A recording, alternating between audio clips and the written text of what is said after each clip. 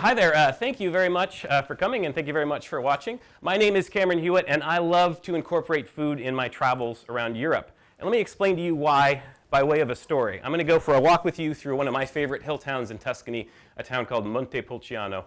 This is an adorable little hill town where you are on the main square and walk with me downhill just a couple of blocks on a cobbled lane, and suddenly you come across a perfect little trattoria. And you step inside. It's one of these places where the second you walk inside, you know this is a really special place, right? People are having a great meal, and then in the back, up a few steps, you see the owner, Giulio, and he's hacking giant chunks of beef that he's serving out to people as they order. You take a table, and Giulio comes to your table, and he says, "What do you want?" And you say, "We want the steak." Okay? Giulio goes to his cleaver, and he hacks off a big chunk of steak, and then he puts it on a piece of paper, and he brings it to your table. He says, "Is this okay?" And you say, "Yeah, you bet it's okay, sure." So Giulio disappears up into the kitchen for a few minutes, and then they bring out some of the most delicious pastas that you've ever had.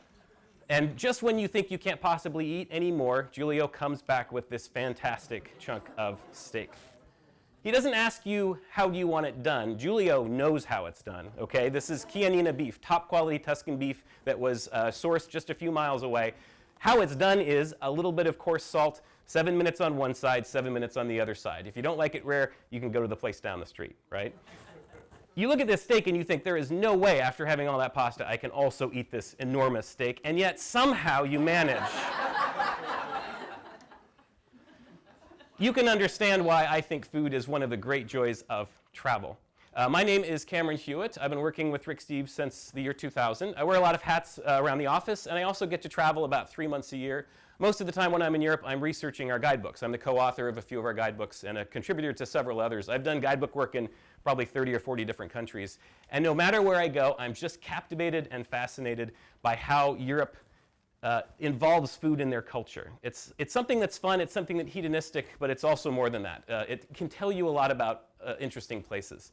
And I want to talk for one thing about this word foodie. The title of this class is Europe for Foodies. It's taken me a while to kind of embrace this word foodies. Foodies is kind of I think a little bit of a silly word. It sounds kind of pretentious. But I've decided I'm going to kind of grab this word with gusto and really make it my own. Being a foodie is simply somebody who prioritizes food in your life, and especially food in your travels. It's somebody who sees the value in food. It's somebody who doesn't just eat to live, you live to eat. And that's the way that I live my life, and that's the way that I travel. This talk is a little bit about what that means in practice in Europe. I want to talk about why food matters. I want to talk about what you should eat in Europe and where you should eat those things. And I want to talk about how you can incorporate food into your travels. Now, I've talked already a little bit about sort of the sensory experience of having great food in Europe, the hedonism of delicious food. But I think what's really interesting to me, what's really exciting to me, there are opportunities to use food to stimulate your brain as well. So I'm going to challenge you to always look at food through the lens of culture. What can the food tell you about the culture, and vice versa? And you'll see all of my examples throughout this talk. You'll notice that's sort of a running current. There's delicious food, but there's always a story behind the delicious food. For an example, let's start off with a word association game. Finish this sentence. Swiss cheese, right? This is a country that is 100% associated with a very specific food product, Swiss cheese. Everybody in the world knows what Swiss cheese is. It's these giant wheels of mountain cheese with big bubbles inside. And the Swiss people are very proud of the fact that people know them for their cheese. There's a whole culture around Swiss cheese making and raising cows. And if you go to Switzerland, you'll find that the government actually subsidizes cheese making. Every spring, a bunch of cowhands and cheesemakers parade their cows from the low pastures up into the high mountains, and they camp out all summer long at the scalps of the Alps, and they live in little huts, and they hang the ceremonial cowbells from the eaves. And the cowhands have to get up every morning at 5 o'clock in the morning, rain or shine, doesn't matter how tired you are, those cows have to be milked, and every single day they have to make the cheese in the afternoon. And after about 100 days of that, when the weather starts to change, the cows come back from the high mountains down into the pastures. And you never know what it's going to happen, but I've actually been in Switzerland, fortunately, a couple of times in late September, where suddenly you're in a little village and you hear this clanging chorus of cowbells coming down the street, and that's the sign that the cows are coming back down to pasture. And you look up, and it's this proud celebration of Swiss culture. It's something that's really inspiring. And not to put too much of a fine point onto it, but of course this is an example of how food and culture are so very much intertwined. All of this Swiss cheese also makes up some of the greatest Swiss culinary treats, cheese fondue, raclette, Even Swiss chocolate, if you had a Swiss association word game, the other word you might have thought of as chocolate. Of course, Swiss chocolate is distinguished by being very milky, creamy chocolate from those same cows. And let me give you another example of the way that culture and cuisine are very much tied together, as they are with landscape, as they are with climate. It all is part of the same piece. Let's talk about Spain. One thing that Spain is famous for, if you've ever been to Spain in the summer, you know it has a blazing hot climate. This is not a place where you want to be out at midday in the hot sun. In fact, people organize their entire lives around being out of the hot summer sun in the middle of the day. Then what happens in the evening, as the sun sinks low and it's finally cool enough to go out and wander around, people get out into the streets and they wander up and down these pedestrian streets.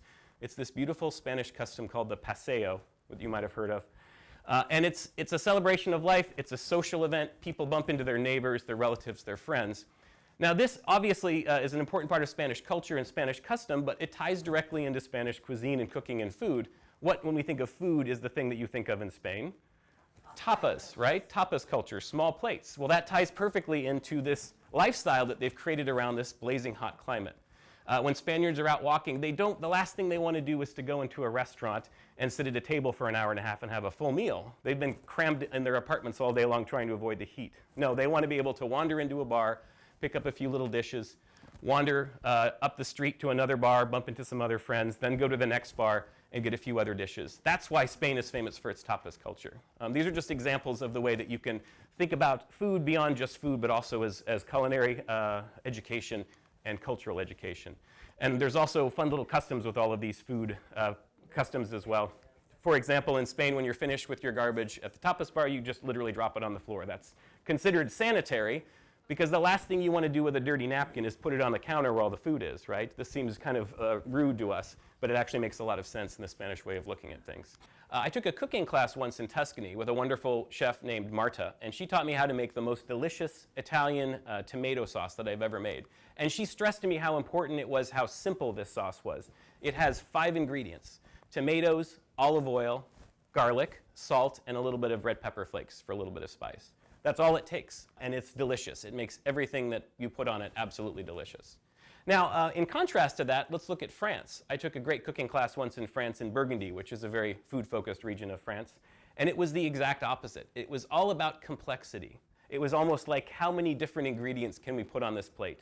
How complicated a technique can we use to make this work? French chefs are not just slamming a bunch of beautiful produce on a plate and saying, there's your dish. They take pride in being technicians. They take pride in their technique, in being innovators, in coming up with creative and interesting ways to present food. They use the word compose, composer, a lot in French. Dishes are composed. Our chefs think of themselves almost more as artists than they do as culinary technicians. The other thing that's interesting about France is when you're really that technically adept, and when you have chefs that like to rise to a challenge, the French have a knack for turning inedible things into really delicious foods. Think about escargot, which is maybe the most kind of stereotypical French food. It's literally snails that are simmered in butter and garlic. Somebody had to have the idea, you see those snails crawling around over there? I wonder what we could do to make those delicious. And this applies to a lot of very famous French dishes. Coq au vin is rooster in a red wine sauce. Nobody eats a rooster. Rooster is a very tough, gamey meat. Chefs in France figured out a way to make it absolutely delicious. Beef bourguignon is a very similar concept. Duck confit. This is a duck that's been preserved in its own fat and put in a can as long as you need it to be put in a can. And then you open it up and you cook it in that same fat. And it's really absolutely delicious. This is a really impressive feat of engineering for French people. Italians would say, why are you making it so complicated? Just put delicious things on a plate and people will enjoy it. So I'm just challenging you when you travel to think about kind of the larger themes and the cuisines of the places that you're going to. I want to talk a little bit about European foodie concepts. What's really interesting to me is a lot of the things that are trendy in today's American foodie world are coming directly from European culture. And in a lot of cases, they're very, very old aspects of European culture. They're nothing new to Europeans. And today they're very trendy. Here's an example.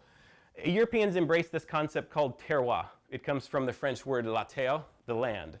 And it basically means that the qualities of food, the qualities of certain ingredients are deeply rooted in the very specific place where it's grown. So if you go to Burgundy, the vineyards of Burgundy in France, and you look at these vineyards, somebody who's a purist in France would say the wine that is grown on the left slopes in this picture will have subtly but importantly different qualities than the wine on the right slope of this same valley. They really believe that food is rooted that specifically to the place where it's grown. This sounds kind of familiar to current American foodies. We use terms like locally sourced, farm to table.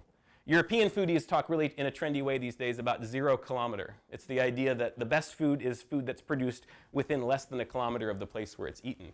I went to a farm in Tuscany once, and they were very proud to serve me a 0 kilometer meal where I had prosciutto and pecorino cheese and wine and olive oil, and every bit of what was on the table was produced within less than a kilometer of that place. What's interesting to me about some of these concepts that are so trendy these days is they are sort of accidentally foodie places all over Europe. Some of the most rustic and remote corners of Europe do these things sort of as a sense of necessity, not necessarily because they're trying to be trendy or foodie. I went to a very remote corner of Romania where I visited a very, very humble goat farm. And you see these guys hunching down a couple of times a day. They have to milk their flock of goats. And then they walk across the field to a little shed where I watched them literally hand form cheese right before my eyes. And then we pulled up some chairs at a table and had some of the cheese that they had just made. And I thought, geez, it doesn't get more farm to table than that, right? There's the farm and there's the table. And my point is that all the things that I think American foodies, American chefs sort of strive for are something that is very much integral to the European food DNA. This is just something that they do naturally, and in some cases, purely out of necessity. Another thing very important to Europeans is it's important to eat with the seasons. If you go to a place that produces a lot of truffles, for example, northern Croatia, and you try to get white truffles outside of the season, some places will sell them to you, but they're going to be preserved. And any truffle purist will say, if you want to get white truffles, you have to go starting in late September, and you can only get them through November. That's when they're fresh. That's when they're straight out of the ground. And if you don't get them at the right time, you're going to get something that's been preserved and won't have the same flavor. This is very important to Europeans who care about food. You don't want to go to Paris in the summer looking for French onion soup, because French onion soup is a winter dish for Parisians. This is a big bonus in terms of finding and discovering some great foods that you wouldn't have otherwise tried. I was in Tuscany once in November, and I noticed that the spindly branches of all of these trees around the Tuscan countryside were heavy with big, fat, ripe persimmons. And then I went to a restaurant where they served me an amazing dessert of pureed persimmons with chestnut mousse. All ingredients that were very much in season at that moment. And it was a sense of, this was not necessarily a dessert that I crave all the time, but it was the perfect dessert for that place and for that time. Italians brag, if you show me a menu by a good chef, I can tell you not only what part of Italy that menu is from, but what season it's from.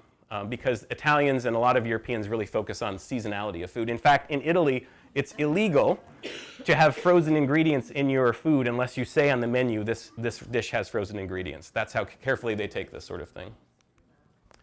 Another thing I want to encourage you to do is learn about local specialties, but go beyond the cliches, not just the basic local specialties. Become a connoisseur in the local specialties. If you go to Spain, you might know already that one of the classic dishes of Spain, I would say it's sort of the staple of the Spanish diet, is jamón, which is an air-cured ham. It's a little bit like Italian prosciutto. If I go to the supermarket in the United States, to the deli case, they might have one kind of prosciutto.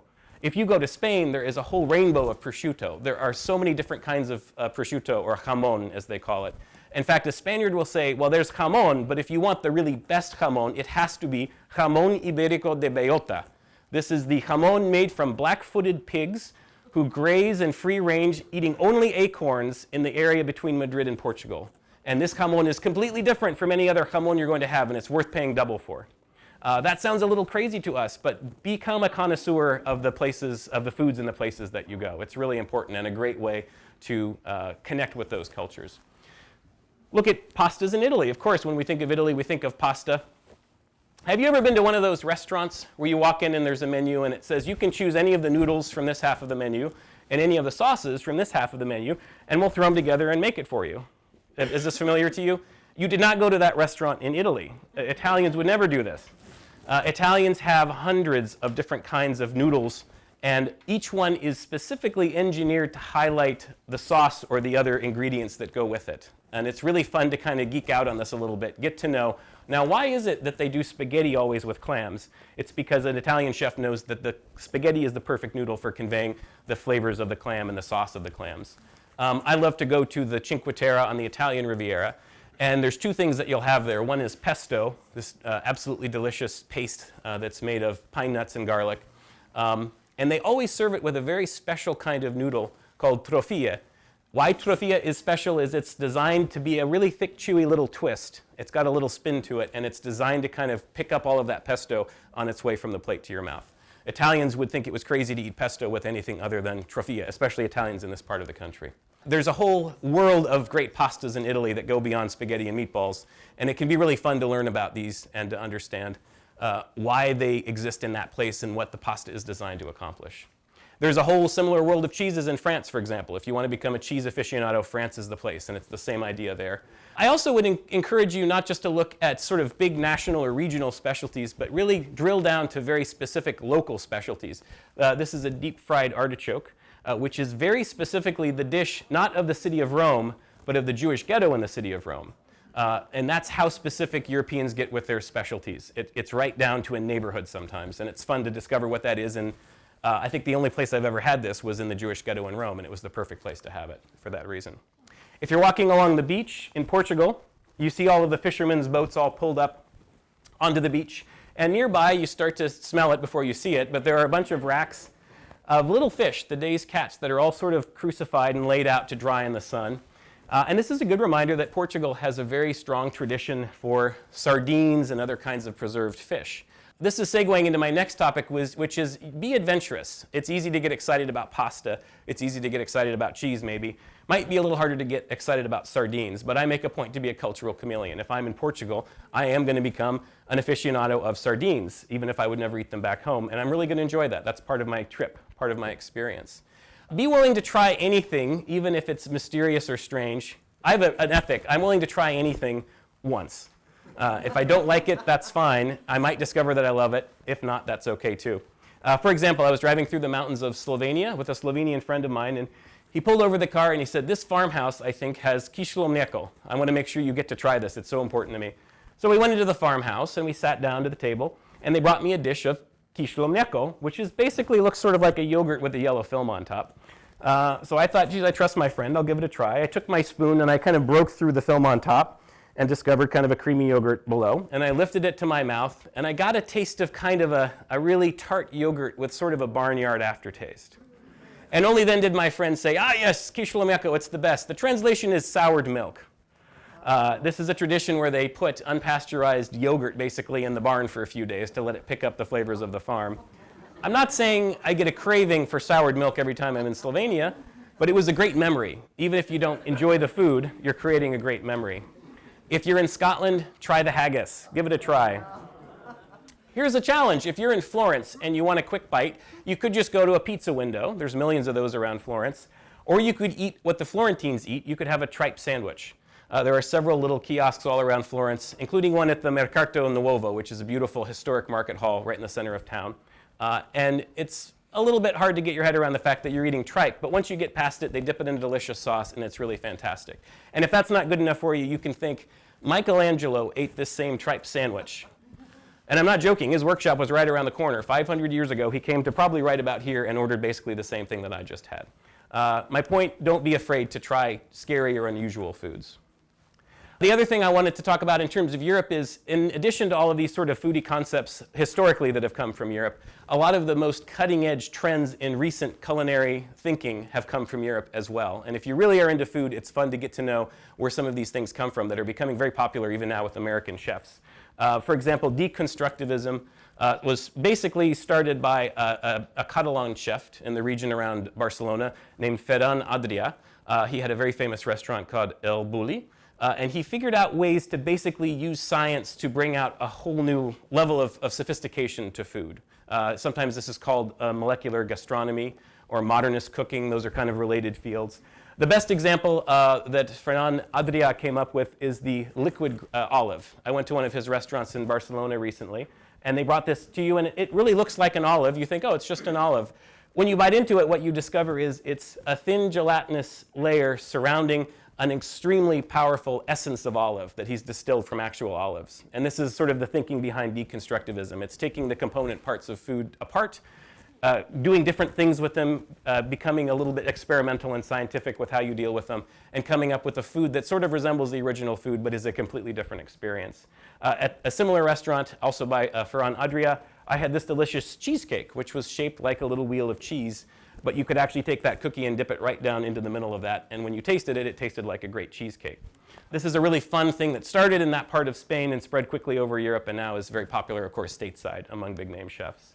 Another school of thinking that started in Europe that's become popular in a lot of other places is New Nordic. This was invented by René Redzepi, who has a very famous restaurant in Copenhagen called Noma. And basically, it's not being afraid of modern technique, some of the things I just talked about, but also being really careful to root your food very much in the place where it originates. He wants to kind of evoke traditional foods, even if the presentation looks very modern. And in the case of René Redzepi, he does a lot of his ingredient sourcing simply by foraging. He'll go out to the beaches around Copenhagen, and most of what you see on the plate is something that he was able to source right there in the city of Copenhagen. This is something, again, that's catching on stateside as well. Now, talking about all of these big name chefs, you might think, geez, this sounds way out of my budget. But one of the things I really want to emphasize is that foodie doesn't have to mean expensive. I am somebody who really appreciates being on a budget. I'm a really thrifty person. And some of my favorite food experiences in Europe have come with a very small price tag. For example, this street corner in Naples. Naples, of course, is the birthplace of pizza. And it's this grubby little corner of the city, and there's traffic pushing by you, and it's actually hard to get to it. But you might see right here, there's a little window where they're selling pizza. And if you go up to that window, you can get the most delicious pizza that you've ever had for $5 in the birthplace of pizza, in the place where it came from. One day I went there, and the line was too long for the pizza, and I thought, well, I just need to grab a quick bite. So I ordered an arancino for less than $1. And this is basically a deep-fried ball of rice and mozzarella cheese and ragu and peas, and they dip it in the deep fryer.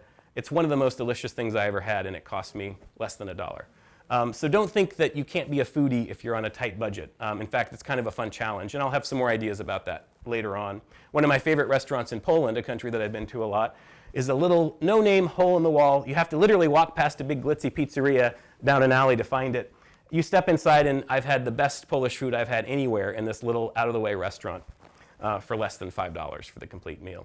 So just because you are on a tight budget doesn't mean you can't be a foodie. Let's talk about some practical skills for how to find great restaurants when you're in Europe. There's a few things that you want to look for, and I would say it is really worth going to a little effort to find a good restaurant. I see every meal in Europe as an opportunity to have a great dining experience. Now that's a really high bar, and sometimes I'm willing to lower my bar and settle for just some basic food because I need a functional meal on the go. But I sort of consider it a fun scavenger hunt. Every meal should have a memory attached to it. And you know what? It doesn't take a lot of effort to make sure that you find a great, memorable restaurant like this one. If you don't put any effort into it, you'll wind up at a place it's just okay. Here are a few tips I would have for finding great restaurants in Europe. One of them is get away from the main tourist zones, especially the restaurant row. A lot of popular cities in Europe have one street where all of the restaurants are located. In Brussels, they have the Rue du Boucher, which is lined with lots of interchangeable restaurants, and there's a salesperson out front each one trying to get you in to have a table. Every place serves identical buckets of mussels and beer and so forth. If you walk just a few steps off the main drag, you're going to find something a little more interesting. In Dubrovnik, in Croatia, a city I go to a lot, they have a restaurant row that's very similar to the one in Brussels. People waiting out front trying to lure you in with flashy menus. In Croatia, in Dubrovnik, you can walk along this restaurant row on the right, or you can climb the staircase on the left, and literally less than a 5-minute walk away, you can find a beautiful, secluded little corner restaurant or cafe with half the prices, twice as good food, much friendlier people. This sounds almost so obvious it isn't worth saying, but it really strikes me after spending years and years looking for good restaurants for our guidebooks. It's so easy to find a good restaurant that's very close to a very bad restaurant. One of my tips for finding good restaurants, in addition to just going off to the little back corners, figure out what the trendy neighborhood is in that city. So in the city of Athens, for example, all the tourists are concentrated in the neighborhood called the Plaka. This is the kind of old town of Athens at the base of the Acropolis. And there are some good restaurants in the Plaka, but they tend to be very expensive and quite touristy. Literally across the street from the Plaka, a 5-minute walk away, is a neighborhood called Psidi. Now, Psidi was kind of a rundown, deserted slum as recently as 10 or 15 years ago.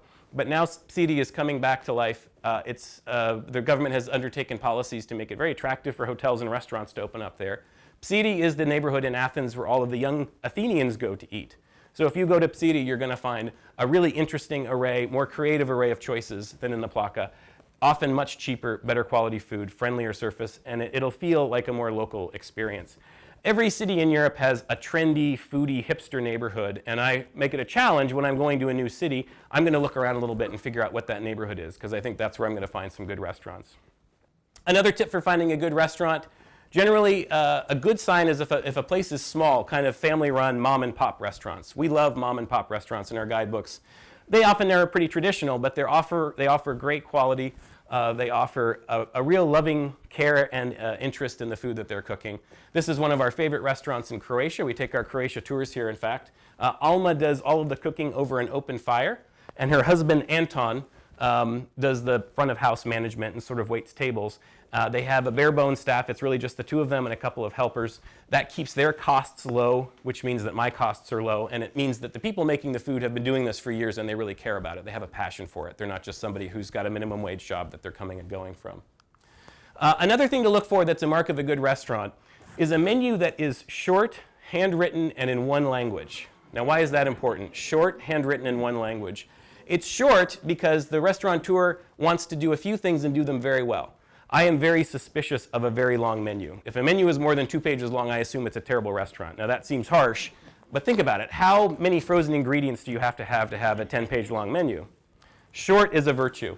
Handwritten because it's based on what is in season. It's based on what's fresh. It's based on what they found in the market today.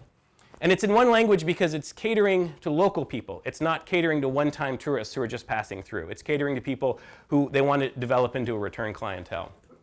Those are the three magic features of a great restaurant, a menu that is short, handwritten, and in one language. Now, all of that said, I really prioritize the quality of the food and the quality of the experience in my restaurant hunting. But I am, at times, willing to compromise to have a beautiful setting. So don't rule that out. If you want the best food all the time, sometimes you're going to have to settle for places that are a little less memorable. If you're really interested in a great experience and a beautiful setting, it can be worth paying a little too much. This is the city of Dubrovnik in Croatia. I spend a lot of time there. And every morning for breakfast, you're going to find me at these tables right here on the main drag, where they have decent coffee and mediocre ham and eggs. I'm not here for the food, but this is my favorite place to start my day in Dubrovnik, and I'm willing to sacrifice on quality and pay a bit more because I get to watch the city waking up. I get to see the delivery people coming through on their little carts before all the tourists arrive. You see the first of the cruise ship passengers walking in at the gate at the far end of town. I'm willing to trade a little bit on quality and price if I can have a memorable setting and a memorable location.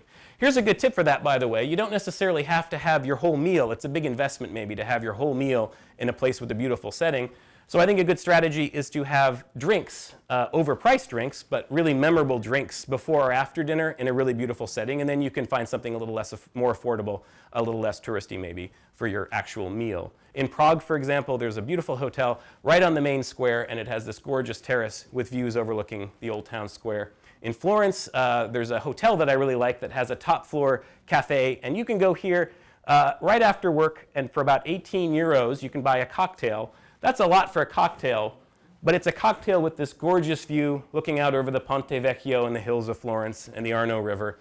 And by the way, that cocktail comes with a little mini buffet of snacks. So if you're discreet about it, you can almost assemble a light dinner and a cocktail and beautiful views for 18 euros. Like I said, you don't have to be spending a lot of money to be a foodie. There are ways to get around that. And these days, rooftop bars are popular all over Europe. Budapest, for example, one of my favorite cities in Hungary, has a gorgeous rooftop bar culture with great views, and it's where all the young urbanites go to hang out after work before they go find an affordable dinner somewhere. I want to emphasize, if you really want to get great restaurants, it's really worth doing your homework. There are lots of pubs in Britain that serve pretty forgettable pub grub, but you know what? If you do a little bit of homework and you think carefully about it, and do some research, you're going to find a gastropub. This is a pub that serves a little bit higher quality food. It puts more emphasis on its food and less emphasis on its beer maybe, or equal measures. Do your homework and you're going to find a better meal. How do you do your homework? Well, obviously, as a guidebook author, I think guidebooks are a great place to start. And I spend a lot of my time working on our Rick Steves guidebook, specifically looking for great restaurants that fit all of these descriptions that I've just been laying out for you here. That said, different people have different philosophies about food. I think the key thing isn't to use the Rick Steves guidebook, it's to find a guidebook that matches your culinary philosophy, that seems to have the kind of restaurants that you like to go to. And once you find that, it can be a great tool for finding the right restaurants for your trip. You know, crowdsourcing sites are very popular these days. TripAdvisor is very powerful in terms of the world of tourism.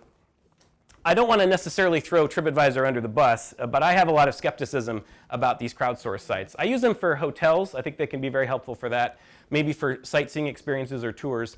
For restaurants, maybe not so much. Let me give you some examples of why I'm a little bit skeptical about TripAdvisor for restaurant hunting. Budapest, Hungary, I just mentioned, is one of my favorite cities anywhere, and I think Hungarian cuisine is fantastic. Actually, I think after French and Italian, personally, I think Hungarian is the next best cuisine in Europe. I think it's tragically underrated. And I know for a fact that there are lots of fantastic restaurants in Budapest. The #1 rated restaurant in Budapest on TripAdvisor is a French restaurant, not a Hungarian restaurant. And the reason for that is simply that the people who are leaving reviews on TripAdvisor are tourists, so their interests and their preferences skew to a touristy end of the spectrum. Let me give you an example from the city I live in, Seattle. I love going out to restaurants here in Seattle.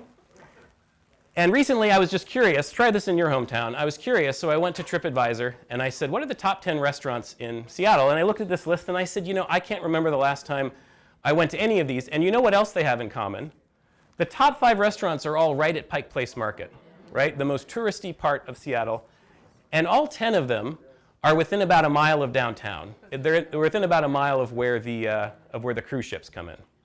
I'm not saying don't use crowdsourcing sites. I'm saying use a crowdsourcing site that agrees with your philosophy. For example, I use Yelp. For me, that tends to be reviews that are left by local people rather than by tourists. And when I look at the Yelp top 10, I see a lot of restaurants that I like to frequent.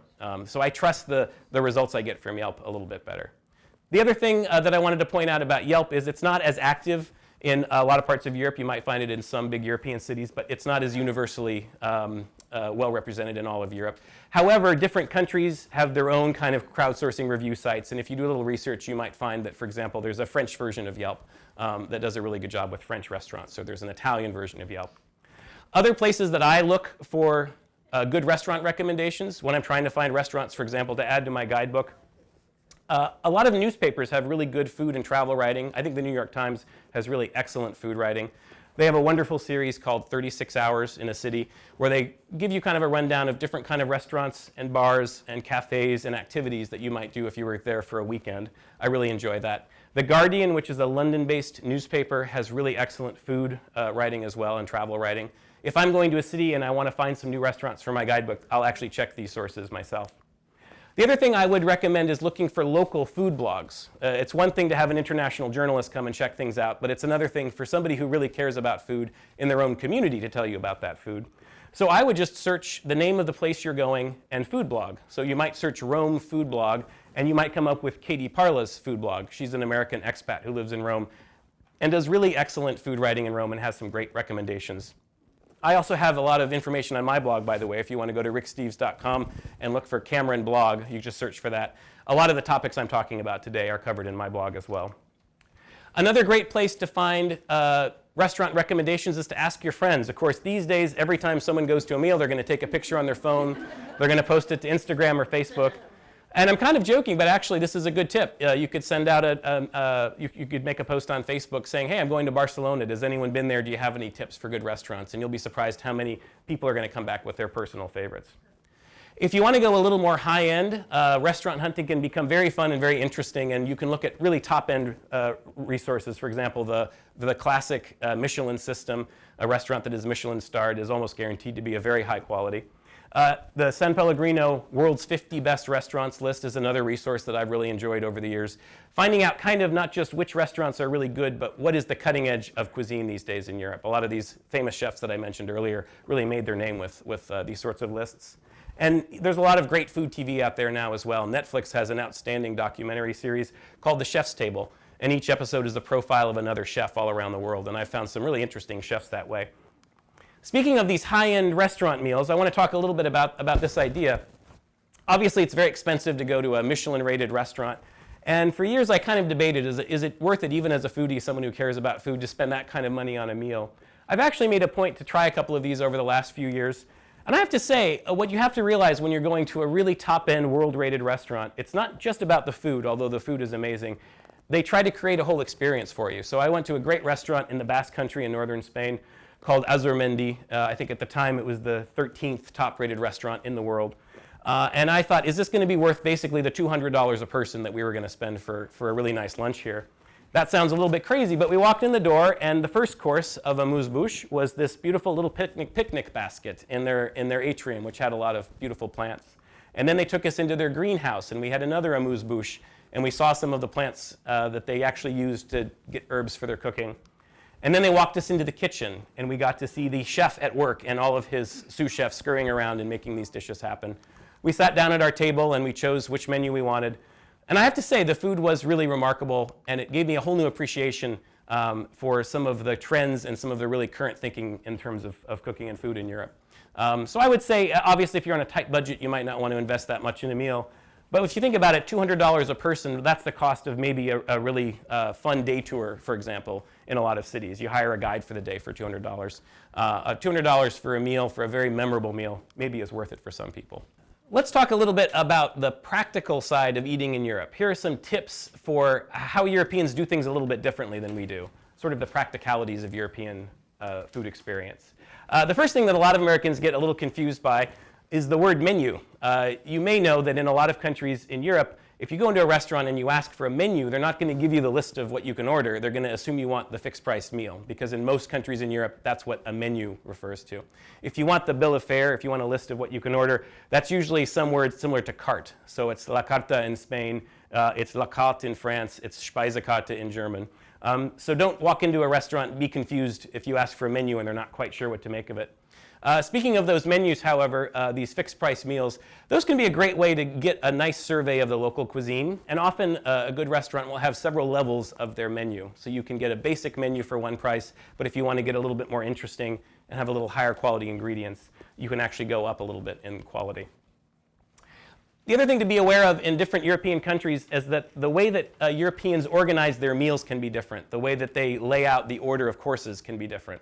So as an example, let me talk about an Italian meal. A traditional big Italian meal actually involves 4 different courses.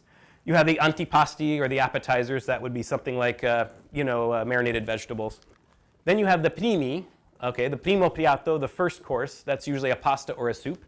Then you have the secondi, or the secondo. That's a main course, usually meat or fish. And the final course is dessert. This sounds like a pretty rigid structure, but honestly, most Italians don't eat every course. You look at this and say, geez, do I have to order all 4 courses? Not necessarily. I had a friend who told me, an Italian friend, I said, how many courses is it polite to order? I don't want to feel like I'm cheaping out. And they said, well, really, as long as you order 2 courses per person, that's fine, and sharing is usually okay. So if I'm in an Italian restaurant with my wife, we might order 2 pastas and a main course and a dessert, so that's 2 courses per person, 4 courses total, and that's just fine. By the way, Italian chefs are fanatic about your digestion. And this is something else that's a little different than the way we think about food. But European chefs really, especially in Italy, really lose sleep over your digestion and making sure that there's a proper order, there's a proper progression for the different courses of food. Here's an example. Very traditionally, if you order a big meal including a salad, the salad is going to come after the pasta at a traditional restaurant. At a touristy restaurant, they know you're an American, so they'll probably bring it out at the beginning or they'll ask you. But if you go to a very traditional restaurant, they assume you want the pasta first, then the salad, because it creates a nice little buffer in your stomach between the pasta and the meat that you're about to eat. I once went to a very traditional restaurant in Florence, and I ordered a salad and a pasta. And the pasta came, and I thought, well, I guess they forgot about the salad. And then after the pasta, here comes the salad. And I didn't have another course coming, but that was just the order that they did things in. So be aware, it's not because they're being stubborn, it's not because they're trying to confuse you, it's simply that they believe that's the proper way to ingest food. There is a proper order to these things. There's a proper water to drink with different kinds of food. You don't want mineral water for every food, or you don't want bubbles for every food. Just be aware of that. And in general, European chefs frown on substitutions. This is, I think, a big cultural difference with the United States. I think in a lot of cases, Americans go to a restaurant and we assume the customer is always right. I know what food I want. I know how I want it. Europeans go to a restaurant and say, no, I'm putting myself in the hands of an expert. The chef knows the right way to make the food. So if you go to an American restaurant and say, can I have the side from this meal with the main from this meal? They'll say, sure, I'll ask the chef. I'm sure it's fine. Europeans, they might actually kick you out for asking that question. The chef designed everything together for a reason. That's the way it's supposed to be. So just sort of, it requires an attitude adjustment sometimes to understand where they're coming from. I mentioned earlier about sharing courses in an Italian restaurant. And you know, Rick Steves personally and all of us here, we're big fans of sharing courses, family style. Sharing food is a great way to get lots of different samples of different dishes. There are cultures where it works really well. For example, in Greece and Turkey, they have a mezedes kind of way of eating where the assumption is that you're going to go and order a bunch of little dishes and everyone's going to share. But even in countries where that's a little less common, usually they're very forgiving of Americans who say, you know, can we order a couple of dishes and split them? In Italy, if you know a magic word, they might actually give you 2 different pastas on one plate. The magic word is bis, B-I-S. And a lot of restaurants will let you order pasta bis, meaning I want half a plate of this pasta and half a plate of this pasta. And they understand that you want to mix and match and try some different things. Don't be intimidated by European menus. Honestly, some of the better places have menus that are only in one language, which can be intimidating. But oftentimes the server speaks a little English, and they're happy to help you kind of sort through your choices. It's worth investing in a menu decoder. We have a series of Rick Steves guidebooks for several different languages. And the biggest part of our phrase book is the menu decoder. I actually literally did the research for this, where I went over to Europe and I walked from restaurant to restaurant for several days, and I wrote down everything I saw on menus to make sure that we had all the words that are actually appearing on European menus. That can really help avoid some of the confusion that you might have. There's also a lot of great online translating apps. I have the Google Translate app, which works great. It's a little less focused on menu decoding, but it can certainly help you figure out what the basic ingredients are. My last tip, though, about menu decoding and languages, the language barrier when it comes to eating, is don't let yourself be intimidated just because you don't know every single thing that's in that dish. Usually my goal is to figure out kind of what the main ingredient is. There's maybe 1 or 2 things that I want to kind of get a sense. Is this a fish? Is it a meat? What sort of am I roughly expecting? But at a certain point, you should take a leap of faith. I would say don't go into restaurants expecting to understand every aspect of every dish. I want to talk a little bit about service in European restaurants. And if you've been to Europe, you know that the way that Europeans expect to be served in restaurants is a little different than it is here. For one thing, European service is very relaxed. It's slow to an American standard. And the reason for that is, again, it's a philosophical adjustment. When Europeans go to a restaurant, dinner for a lot of people is the evening's entertainment. They're not trying to get a quick meal in before they go to the movies or go out dancing. They're there to really enjoy that restaurant. And so actually, rushed service is rude service to Europeans. So if you're ever in a restaurant and you have to basically stand up and wave your hand to get your waiter to come over to you, you might think, boy, this guy's ignoring me. I don't understand why. Well, the understanding why is that for Europeans, it would be rude if he kept coming over to you because you might feel rushed. And as you probably know, if you've been to Europe, you will never get the bill until you ask for the bill. And I have to say, this is really hard for Americans because you're done, you're ready to go, you got places to be, and now you have to flag down the person to bring you your bill. But honestly, after I've been in Europe for a few weeks, and I come home, and I'm at an American restaurant, and I'm finishing the last bite of my food, and I see the bill land on the table, I'm a little bit offended, right? Are you trying to get rid of me? And that's how Europeans think about this. So just be relaxed, be ready to spend a little extra time at restaurants, and don't think that slow service is bad service. The other thing I want to talk about is tipping. Europeans, in general, are less generous tippers than Americans are, and it's really okay. I know that I'm not going to convince you all to start tipping 10%, but I'm here to tell you Europeans usually tip 10% or less. It really is the case. I think in America we have this understanding that people usually get a minimum wage or lower for their base salary, and most of their salary comes from tips. In European cultures, it's a little bit different. Tipping is considered really optional. The person that's waiting on you actually receives a very healthy salary, and the tip is really just a bonus.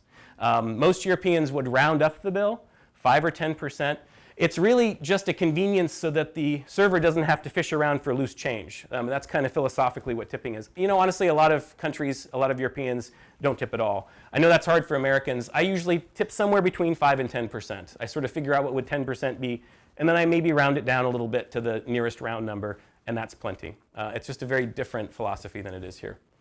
I've already mentioned that you don't have to be rich to be a foodie. Being a foodie doesn't have to be expensive. So I want to talk a little bit about some of your cheap eating options when you're traveling around Europe. And the most basic cheap eats you can get in Europe are street food. And if you're on a budget, just become a connoisseur of street food. That's a great way to get through Europe and have some really, truly local dishes at a very low price. For example, if you're in the Netherlands, you can have herring. If you're in Germany, you can try a whole world of sausages. Now, when we think about German sausages, we just think there's bratwurst, and then there's bratwurst. But for Germans, they know there is a whole world of different regional varieties of sausages. So if you go to Nuremberg in Germany, you'll see that it's these little skinny, spicy sausages that they serve lined up 3 to a bun. That's a very typical Nuremberger sausage. If you go to Berlin, you'll see that they slather their bratwurst with a delicious sort of curry ketchup sauce. It's called currywurst. So again, become an aficionado of the local specialties where you go, even if it's just street food. If you want to go to the Netherlands or Belgium, you're going to want to try some French fries, or as they call them, Flemish fries. Not only do the fries taste a little different, they brag that they actually fry them twice, so they have a little bit more bite to them. But if you go to a little Belgian fry shop, they have a whole interesting variety of sauces that you can put on top. So you can ask for some help from the clerk and find a really nice sauce that goes well with your fries. When I'm in Great Britain, my favorite thing to grab on the go when I'm at a train station and I just need a lunch on the train is a Cornish pasty. These are this beautiful savory pastry from Cornwall, which is at the southwestern tip of England. This was actually invented for tin miners in Cornwall. This is where you can start thinking about the history of these foods that you see everywhere. Why would this be for the tin miners? Well, they worked all day down in the dark mines of Cornwall, and their hands would be filthy with soot and tin deposits that would be really dangerous if they were to eat them. And that's why a pasty has a really thick outer crust. And this allowed the miners to grab onto the crust and to eat the filling on the inside. And when they were finished, they could just drop their crust into the mine shaft for the Tommyknockers, the little mystical beings who live down in the mine shafts to eat. I love learning about the histories of these little foods. And at every train station in England, it seems like, you're going to find a place to grab a Cornish pasty before you get on the train. If you really want to find a world of really interesting street food options, look for like a street food market. A lot of, especially big cities that have a foodie scene, you're going to find a place where a lot of interesting vendors all set up shop. This is my favorite market in London. It's called the Rope Walks Market. It's buried under a railroad trestle on the south bank of the River Thames. And I went here once with my wife. I think it's probably the best lunch I've ever had in London. We just wandered from stall to stall. You could have a little bit of Scottish salmon. And then there was a stand that was serving up grilled cheese with English cheddar cheese, of course. All different variety of Scotch eggs with interesting creative fillings, brownies. These are all kind of foods that you'll see everywhere in Britain, but it was fun to go to a street food market where they were being done in a very elevated, very foodie-forward kind of way. And in fact, a lot of cities in Europe are increasingly have a food truck culture like we have in a lot of American cities. And of course, this can change from year to year. It's a parking lot one year, and it's got 5 or 6 really interesting food trucks the next year. So be sure to ask around if you're going to some of these cities. Are there any food trucks? Where can I go check out the local scene? Another good way to eat affordably is to eat what you might call ethnic food or international food or immigrant food. For example, a doner kebab is what this is. And all over Europe, from Spain to France to Germany to Italy to Norway, this is what local people go if they want to just grab kind of a quick, nourishing, flavorful meal on the go, and very cheap. It's sort of like going to a taco truck if you're in the United States.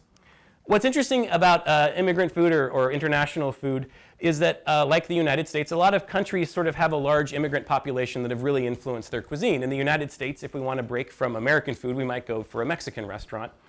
In Britain, there's a lot of Indian restaurants because India and Bangladesh were former colonies overseas from the United Kingdom. And so you find that there's a lot of great Indian food in Britain. This applies to a lot of countries. In Germany, people eat Turkish food. That's kind of their immigrant cuisine. And even in Russia, which has a very kind of old-fashioned, kind of a starchy, less flavorful cuisine, when people want to break from their traditional cuisine, they go to a Georgian restaurant. This is from one of the former socialist republics of the Soviet Union in the Caucasus, where they have warmer climates. They have more flavorful ingredients. They have lots of herbs. So when a Russian is ready for a break from their traditional food, they'll go to a Georgian restaurant, and they'll get these dumplings that you dip in a delicious plum sauce. They have a dish called khachpuri, which is sort of a cheesy fry bread that you can get. I really think Georgian food is the great undiscovered cuisine. Mark my words, it's like poke, for example. 5 years from now, there's going to be Georgian food everywhere in the United States. It's really delicious. So always look for these kind of, if you want to break from the local traditional cuisine, be sure to look at the local immigrant cuisine as well. Another good tip for budget eating is to check out Europe's market halls. There's lots of great traditional market halls, like the great market hall here in Budapest. Some of them are very famous. In Spain, in Barcelona, they've got the Boqueria, which is right on the Rambles, the main drag of Barcelona. There's an interesting trend recently in Europe where old market halls are being renovated and upgraded and being given a more contemporary foodie focus. For example, there's the Mathallen in Oslo, which was a traditional old brick building that's now been turned into basically a food court of top-end foodie restaurants with beautiful outdoor seating. And this is a trend I've seen all over Europe. In London, they have the Borough Market, where you can go and get delicious fresh breads and cheeses.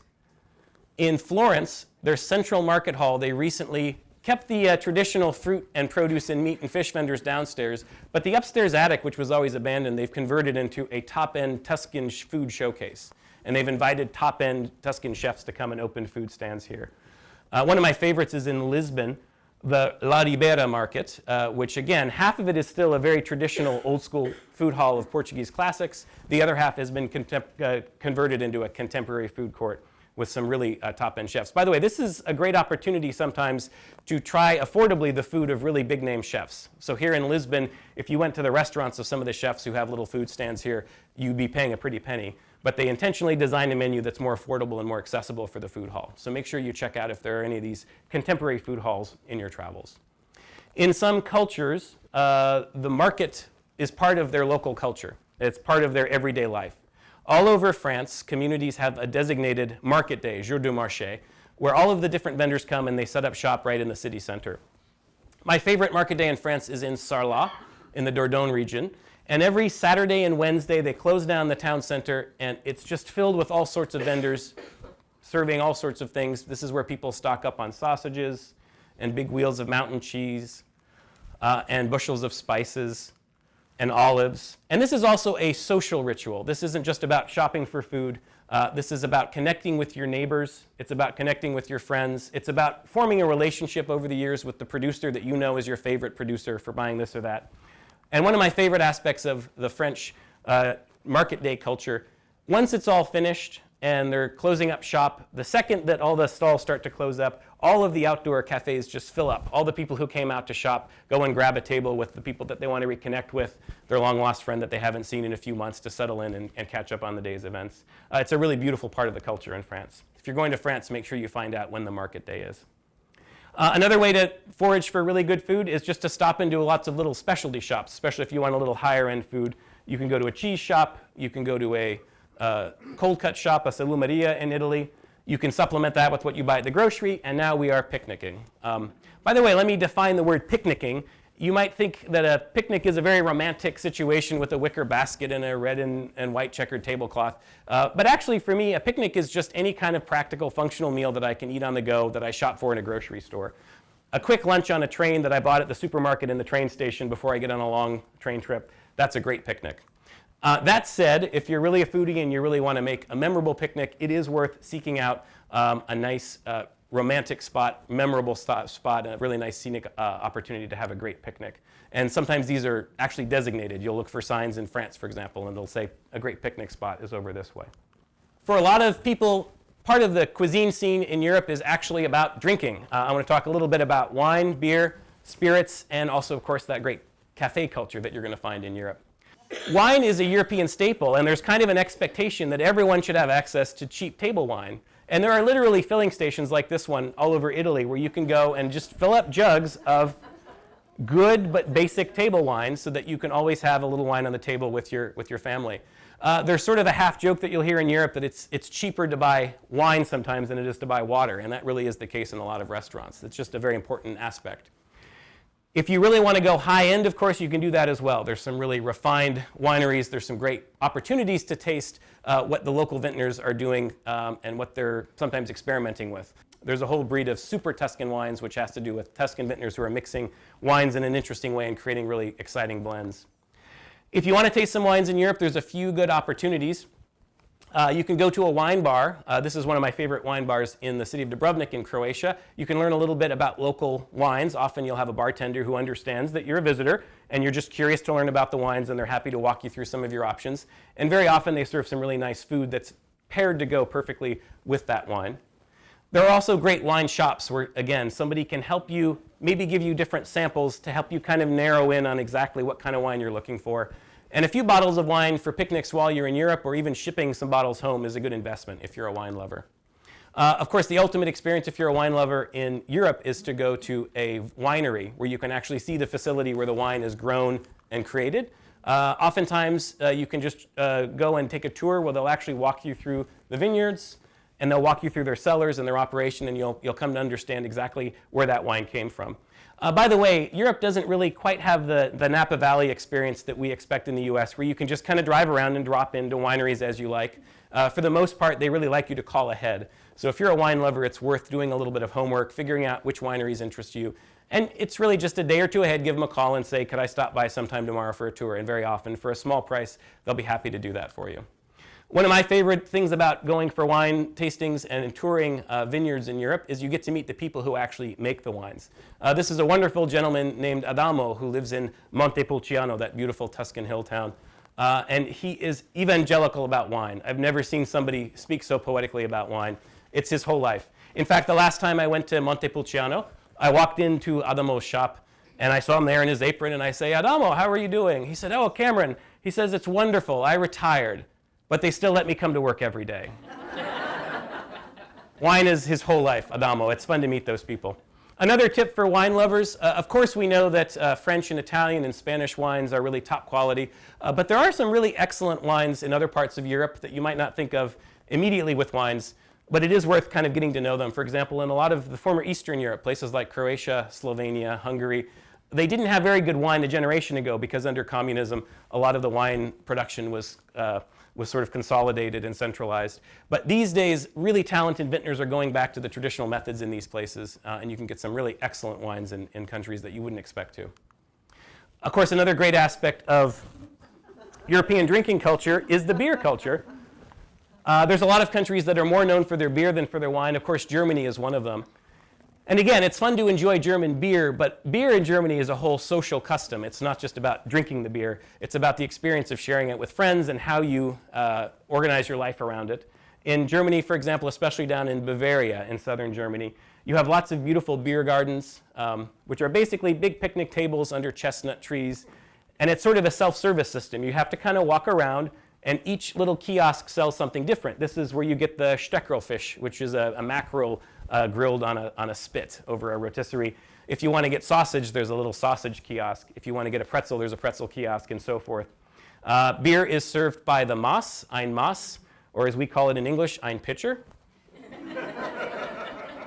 You can try to order a half Maß if you'd like to. And this is a really memorable meal. Some white sausages from Munich, a big pretzel, some spiral cut radishes, and a big Maß of beer as a really memorable German thing. And it is a cultural thing as well. Again, it's a whole sort of social custom, not just an opportunity to eat and drink. Another country that's really known for its beer is Belgium. And Belgium has a very different approach to beer. It's less about quantity and more about quality. Belgian beers tend to be really high alcohol content. They also have a more artisanal approach to their beers. Every beer is designed in a very careful way. They kind of bring the French attention to crafting food, and they import it to the way of making beer. In fact, every Belgian beer has a very specific glass in which it is meant to be served. And if you go to a Belgian bar, and they have a beer that you want, but they don't have the glass for that beer, they will not serve you the beer, because that beer can only be drunk from the glass it's designed to be drunk from. It's really fun as you travel around Europe, not just to enjoy the beer, but to come to appreciate these little aspects and details and nuances of the culture around the food. There are also some beautiful beer halls in Belgium, really fun places to try the beer. Great Britain, of course, is also a great country for beer. One thing I love about not just the beer, but again, the social custom around the beer is it's sort of this spontaneous cocktail party that erupts after work in a big city every evening. Everyone who's on their way home from work will stop off at the neighborhood pub, and they don't have the laws that we do where you have to stay within the ropes, because British people love to just spill out all over the sidewalk. And one thing I love to do in Britain is wander around if I'm in London just as work is getting out and kind of float from pub to pub, and you'll see little pockets of people at each one. It's a very social experience. By the way, if you're a fan of craft beer here in the United States, you'll find it in Europe. That's becoming very popular there as well. Italy, of all places, which we think of as a wine country, has an excellent craft beer culture that's very similar to our craft beer culture. You can get a little flight of different kinds of beer and taste a variety of what the people there are doing. Another aspect of European drinking culture is spirits. And Europeans, I would say, have a more sophisticated and nuanced approach to spirits than we do. A lot of Europeans will begin a meal with an aperitif, a pre-dinner drink. A lot of them will finish a meal with a digestif, a post-dinner drink. And again, it's really fun to really dig into the culture of the different spirits of Europe. If you're in Scotland, you obviously have to try a dram of whiskey. You want to stop by a whiskey shop where they can do a little tasting and help you figure out whether you like your whiskey peaty or not, smoky or not. You can also go tour a whiskey distillery and see the place where all of this beautiful stuff is made. You could even go to a cooperage where they make the barrels to age the whiskey. Every country has its own firewater. Every country has its own hard drinks. In Poland, of course, it's vodka. In southern Italy, it's limoncello, that delicious lemon-flavored liqueur. In Turkey and Greece, they have ouzo, which is an anise-flavored drink that sort of turns cloudy when you add water to it. The Czech Republic has becherovka, which is a sort of almost like a Jägermeister. It's a really strong herbal blend. Hungary has their own version of that called unicum. And it's fun to see how popular and important these are to the local cultures. In Hungary, for example, this unicum liqueur is the subject of some very whimsical, nostalgic kind of Guinness-style ads that people really love. And if you're a teetotaler, there's also a world of interesting soft drinks to try in Europe. For example, in Switzerland, they have a unique soft drink that I've never had anywhere else called Rivella. And this is literally made with milk serum, and it tastes kind of like chewable vitamins. It sounds odd, but it's a very distinctive flavor, and I don't feel like I've been in Switzerland until I've had a bottle of Rivella. I actually liked it. I've developed a taste for it. Scotland, they have a bright orange sugary soda called Iron Brew. You know, it's fun to go beyond just the hard drinks and realize there's some interesting soft drinks as well. And the last aspect of drinking culture I'd like to talk about is this great cafe culture that Europe enjoys. In the United States, we've only recently sort of discovered the cafe culture of Europe through Starbucks and now through a variety of second and third wave coffee shops. But if you want to go back to the mothership, you're going to find that in Europe, especially Italy and France have a great cafe culture. And it's fun to go there and stow your preconceptions and your Starbucks menu order and really learn about the local coffee customs. The different drinks you can get in an Italian cafe, for example, it all has to do with how much espresso and how much milk they mix together and the way they mix it together. And they really think a lot about this. The other thing is, remember I talked earlier about how important digestion is to Italians. Italians, for example, believe that you should not have milk after about midday because it's really bad for your digestion. So if you go to a local Italian cafe in the mid-afternoon and ask for a cafe latte, they're going to say, no, we can't serve you a cafe latte. You don't want that much milk. They're worried about you. They're worried about your health. So you'll notice that Italians don't drink a lot of milk. Now, I'm sort of joking. They will serve it to you, but you actually might get kind of a funny look when you order it.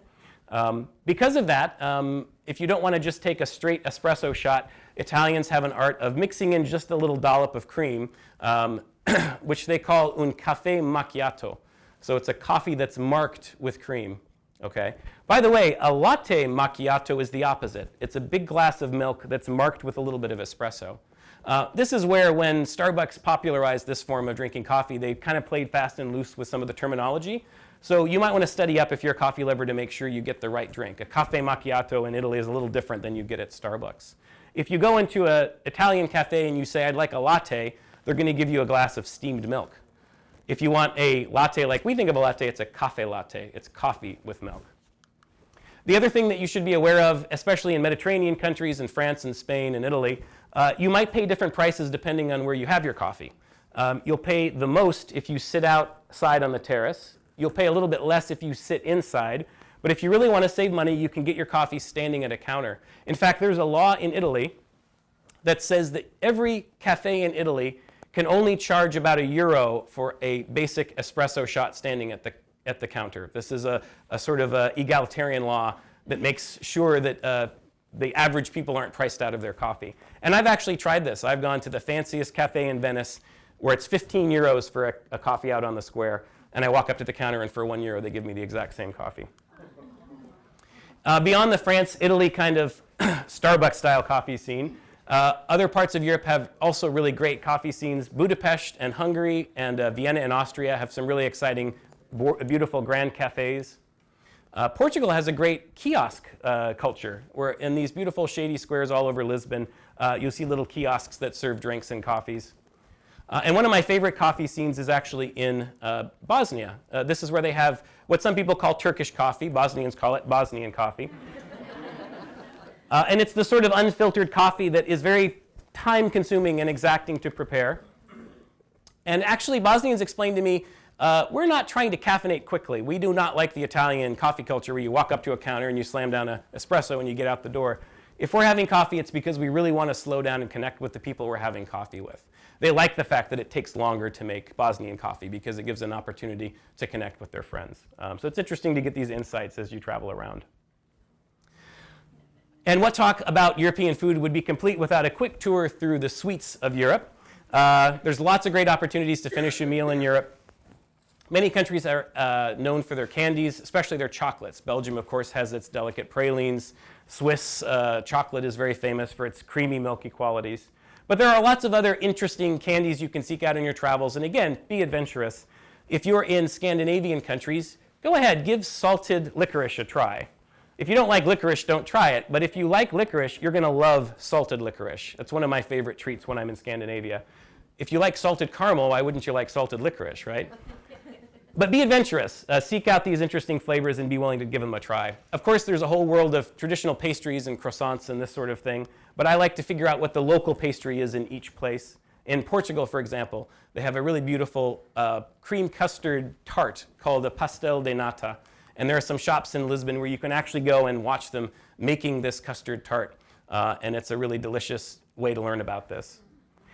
In Hungary and lots of parts of Eastern Europe, they have a dessert called a kurtos kalács, which is literally a chimney cake, where they wrap dough around this little spindle and they slowly run it over a rotisserie on hot coals. And it picks up some really delicious flavors, and it kind of caramelizes the sugar. It's really delicious. In Spain, of course, you have to get some churros con chocolate served with a thick pudding-like hot chocolate, and so forth. As you travel around Europe, you'll realize there's actually sort of a cultural divide as you go towards southeastern Europe. Most of Europe sweetens its desserts with sugar, but as you get into southeastern Europe, the Balkans, especially into Turkey and Greece, they sweeten things with honey. So there's kind of a cultural fault line that you discover you're crossing as you go over. And if you want some completely different, beautiful, sweet flavors, you can go to southeastern Europe. And of course, we have to talk about ice cream, which exists in every culture in Europe. And of course, for a lot of people, Italian gelato is the ultimate ice cream experience. I actually walked through Florence with a very good friend of mine once who has a friend who opened a gelato shop. And I asked her to teach me how to find the best gelato. So let me give you some of her tips. She said, first of all, keywords are things like artigianale, which means artisanal. You want to look for homemade. You don't want somebody who's just pouring packaged powders into their machines. You want somebody who's actually making it fresh every day. It's a really bad sign when you see big, colorful mountains of gelato that are piled above the containers. These are literally designed to mesmerize little kids. So they go over and say, I want that one because it's got the flashiest colors. She said the best thing to look for are natural, muted, sort of subdued colors. And my last tip from her that I thought was really interesting, if you want to be able to judge the quality of a gelato place, you try their pistachio flavor. The reason is every gelato costs the same, but some of the gelatos cost more to produce. And pistachio, if it's real pistachio, is the most expensive gelato to produce. So if someone runs a gelateria and they're trying to do it on the cheap, they're going to use basically an almond flavored gelato and add in a little bit of pistachio and some green food coloring and call it pistachio. But if you lick that pistachio flavor and you can really taste real pistachios, you know that this gelato place is not going to cheap out on their flavors. Finally, I want to talk a little bit about experiences. We've talked a lot about the different foods you can eat, but I want to talk about the activities that you can do to bring a greater appreciation for food into your travels in Europe. One of the most popular ways to do that, especially these days, are cooking classes. And again, these are so popular, they're popping up all over Europe. And it's a really fun way to learn about the culture and also to take home a skill. You can go home and actually make some of these dishes at home. I want to tell you about a really beautiful cooking class experience I had, kind of the ultimate in what you can accomplish at one of these classes, with a Michelin star chef in a small hill town in Tuscany. His name was Chef Roberto. I was staying in an agriturismo and they set up this experience where me and some of my friends could shadow Chef Roberto in his kitchen. And it was an education. He was very proud of the local cuisine. He took out 2 eggs. He said, this egg is a farm fresh egg from across the street. This egg is one that I bought at a supermarket. I'm going to crack them both and you tell me which one is the farm fresh egg. Pretty obvious that the bright orange one on the right, or on the left rather, is the farm fresh egg. Then he swept that egg into a container of flour, and he added a few ingredients, and he kneaded and kneaded and kneaded and created this perfect classic dough for pasta. And he invited us all to touch it so we knew how our dough should feel under our fingers when it was ready if we were making this at home. Then he took that dough and he rolled it out and put it through his roller and created these little bundles where he rolled it up, and then he pulled out his knife and he started slicing off noodles at different widths. And as he went, he described which noodle he was making. This is pappardelle, it's wide. This is tagliatelle, it's a little bit less wide. This is angel hair pasta. And with one very talented chef and a knife in about 10 minutes, he had an array of about 10 different kinds of pasta before him. It was so inspiring to be in the presence of somebody with that kind of talent. And then when we went home and we made our own pasta, we actually had a little more insight into how that worked. Oh, and of course, we got to taste it as well. Another really popular trend these days in Europe is food tours. So there's cooking classes, but then there's food tours, which are designed to take you around a city and introduce you to some of the really interesting producers in that place. I did a really excellent food tour in Spain, in the city of San Sebastian, which is known for its tapas scene. I'd been to a lot of tapas bars over the years, but finally with this food tour, having a great guide, I understood in a more nuanced way the tapas culture of Spain. When we walked in the door of one place, she walked us past all of the dishes lined up on the bar in front, and in back you saw another lineup of tapas that were all raw. And she said, if you want really fresh tapas, you skip the stuff up front, and you come in the back, and you tell them which one they want, and they'll grill it up fresh. That way you know you're getting the freshest food. From that array of things in the back, she ordered a plate of pimientos de padrón. They're a little bit like shishito peppers in the United States. And she explained the custom behind this. They deep fry them, flash fry them with a little bit of coarse salt. If you didn't have her with you, you wouldn't know that because of the different amounts of sunlight that different parts of the plant get, some of these peppers are normal peppers and some are really hot peppers. And it's kind of a Russian roulette sort of fun game for people. Everyone takes a pepper and you wait to bite to see which one you might have gotten. These are these great kind of cultural nuances that you can kind of learn on your own, and of course we try to put these in our guidebooks, but having a local person walk you by the hand and show you all of this stuff, it can really be an education. I took another great food tour in Poland, for example, where I learned more about Poland than I ever thought that I would know, and I learned a lot about Polish history and Polish culture, not just Polish cooking. The really best food tours are a good, worthwhile investment. And the last type of food experience that I want to talk about is learning about where your food comes from. This is really interesting. If you're really into food, you can actually go visit farms. You can actually go stay on a farm. There's a whole culture for this. In Italy, it's called agriturismo. Okay, agriturismo. And it's a place where you're actually staying on a working farm. And if it's done really well, they're going to create some activities and some experiences that will help you understand what they're doing. My favorite agriturismo is a place in Tuscany called Cretaole. This is Isabella and Carlo. They run this place. I stayed there once for a week with my family, and it was a real education in all different aspects of Tuscan food. First, we walked around their actual farmhouse. We met Luciano, the father of the family, and the farmer who owns this farm. One time I was hanging out with Luciano, and he was watching tourists try to harvest olives from his trees. And he kind of nudged me, and he said, "This is the problem with agriturismo. There's a lot of turismo, but not that much agri." But we made sure to have all different kinds of culinary experience. They set up a tour for us at a pecorino cheese factory. Pecorino cheese comes from this part of Tuscany, so we got to learn how pecorino cheese is made, the history of that cheese, and we got to sample several different types of pecorino cheese. And then we went on a truffle hunt through the woods. We followed this adorable dog named Millie and her owner as she led us on this kind of wild goose chase through a wooden forest. Finally, she got excited and she started digging, and her owner pulled her aside. And he pulled out his little shovel and started digging very, very carefully.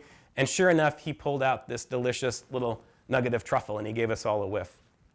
And the grand finale of our week at this agriturismo was pasta making night. We all gathered in the common room, and Isabella, the owner of the place, first she made this giant wad of pasta dough, and then she broke off little chunks, and she distributed it to each of us. And each family had an opportunity to try hand-rolling the local pasta, the local noodle called pici. And we didn't all succeed, but we all had a really good meal at the end of it. It is possible to have these kinds of experiences all over Europe. If you're in Eastern Europe, you'll understand that there is a culture for people making their own plum brandy. And you can go to a little farm in the middle of nowhere, and someone will take you into their barn and say, "Let me show you the plums that I harvested, and then let me show you the still where I make my own homemade brandy. One of my favorite countries is Slovenia, where they have a very proud beekeeping culture. It's a really important part of Slovenian culture. And near Lake Bled, which is a famous destination there, there's a guy who opens up his beehive and lets people see and learn about this traditional Slovenian technique of beekeeping and learn all about how that's part of their food culture, but it's also a very, very important part of their national culture and their folk culture. Folks, I hope that this has provided you with some inspiration and also some practical tips for how to incorporate food into your travels. And maybe after this, you, like me, will consider yourself a foodie. So I wish you very happy travels and very happy eating. Thank you very much. Thank you.